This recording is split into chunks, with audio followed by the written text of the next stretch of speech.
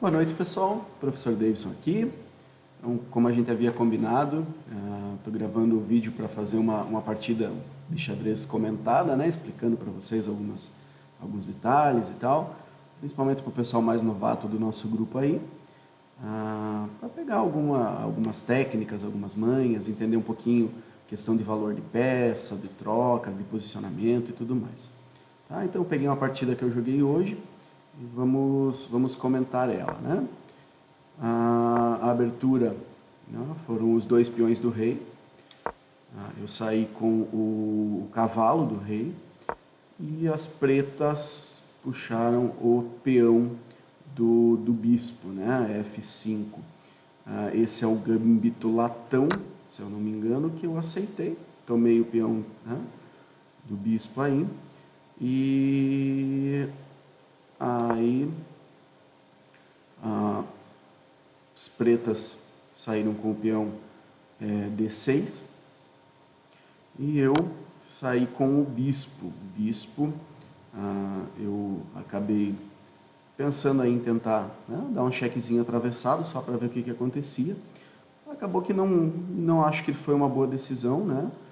A gente tem a ideia de defender as peças o máximo possível, então acredito que um lance muito mais correto para essa posição seria esse, né? Defender o meu peão F5 com o bispo, mas joguei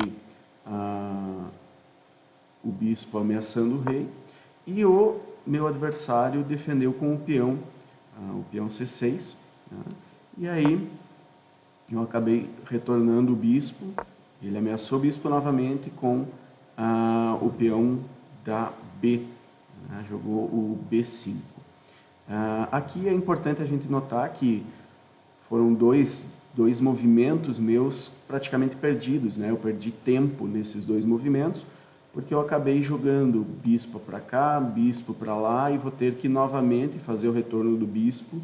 Enquanto isso, o meu adversário puxou dois movimentos de peão aí, acabou abrindo um pouco mais as suas peças, né? Então, acabou que, no fim das contas, seria bem mais interessante ter jogado o bispo lá atrás, mas enfim, o bispo agora está um pouquinho mais distante das peças, não está ameaçando ninguém, está numa diagonal relativamente longa, né, aberta, aí o bispo das claras.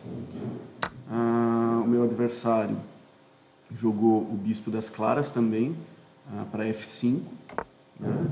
Fiz o roque e ele puxou o bispo um pouquinho para frente, né? Jogou o bispo para o meu lado do tabuleiro aí, deixando ele um pouquinho exposto, e eu aproveitei isso, né, para ameaçar com a minha torre. Ele está propondo aqui uma troca, na verdade, né, do bispo pelo cavalo. Eu não vi necessidade de defender, de tirar esse cavalo daqui, né, de evitar essa troca. Caso ele tome, eu tenho a opção de tomar com a dama ou com o peão. Ele fez isso, tomou, e eu recapturei. Aqui foi uma decisão não muito acertada, tá? Porque eu acabei criando uma estrutura de peões duplos na mesma casa e isolados, né? Sem ninguém na lateral que possa ajudar a defender eles, mas acabou passando. E o meu adversário, aproveitando disso, fez um cheque com a rainha dele. Eu fugi com o meu rei para F1. Tá? Ele moveu cavalo para F6.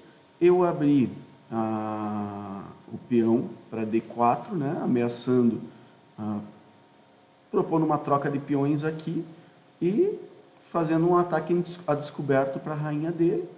Ele acabou não notando esse ataque descoberto para a rainha, que eu me aproveitei, né? Deixou a rainha pendurada, eu aproveitei e tomei com o meu bispo. Essa é uma grande dificuldade, né? A gente tem que cuidar muito em todo movimento, evitar se afobar, evitar aí fazer movimentos sem dar aquela escaneada geral no tabuleiro, para que a gente não deixe peças sem defesa que possam ser tomadas, né? Nesse caso, foi uma capivara, né, como a gente diz, ou foi um blunder, como é o termo em inglês, ele entregou a rainha em uma jogada só, né? Ganhei uma rainha inteira aqui. Isso é um diferencial, é uma vantagem extremamente grande, né? A rainha valendo aí 8 pontos, a peça mais valiosa do jogo, né? Aí ele ameaçou, né, ou propôs uma troca com o bispo dele. Como aqui eu já estou com uma vantagem material bem grande no meu jogo, né, eu começo a ter ideias aí de simplificar esse tabuleiro o máximo possível para fazer essa minha vantagem de ter a dama e ele não valer a pena, né, para mim conseguir ter essa, né, capitalizar essa vantagem. Então aqui eu vou aceitar a troca, né? Além de trocar o bispo pelo bispo, ele ainda move o rei dele, que tira a possibilidade de um roque, né? Então aqui vai fazer falta, um roque ajudaria ele a defender um pouquinho o rei, se bem que ele não poderia nessa jogada fazer o roque, porque o meu bispo está atrapalhando, né? Então dependeria dele fechar talvez esse caminho do bispo para conseguir fazer o roque. Mas enfim, recapturou com o rei, e aí perdeu essa chance. Aqui eu vi uma tática interessante, capturei, já propondo a troca, que o meu adversário capturou com o peão dele. Aqui é interessante a gente notar que esse peão tá travado, né? Ele está cravado por causa do rei atrás. Então, se acontecer alguma coisa e o meu adversário tentar tirar esse peão daí, ele não vai conseguir. E a partir desse momento eu me aproveito dessa cravada para fazer, né, para propor algumas táticas aí.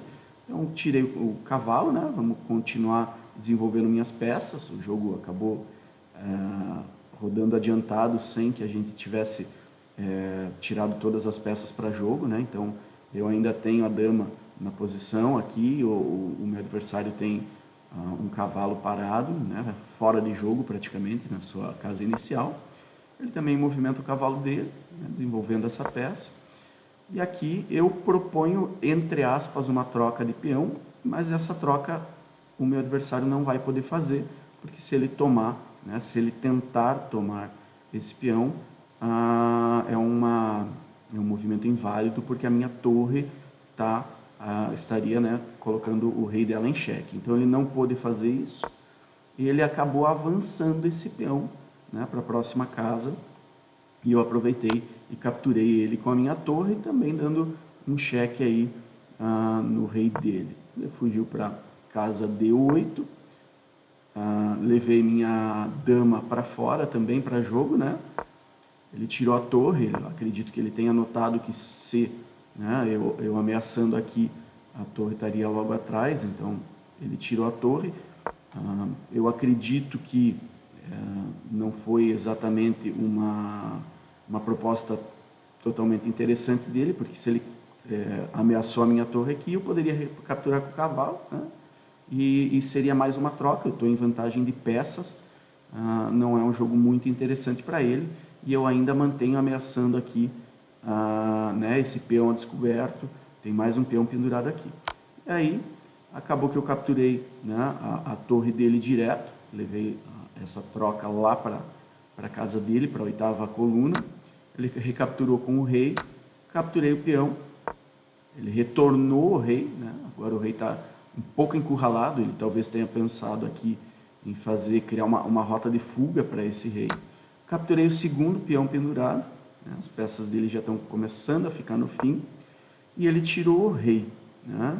Aqui, até essa segunda captura de peão, depois olhando esse jogo, talvez tenha sido um pouco precipitada, né? Olhando agora, talvez seria mais interessante eu colocar a minha dama aí para a 8ª linha dele, né? Porque colocaria o rei em xeque, ele tendo que fugir com esse rei para algum lugar, eu ganharia uma torre, né? Então aqui ficaria em aberto para capturar a torre, mas enfim, acabou passando, ele fugiu com o rei para uma posição um pouquinho mais escondida, né?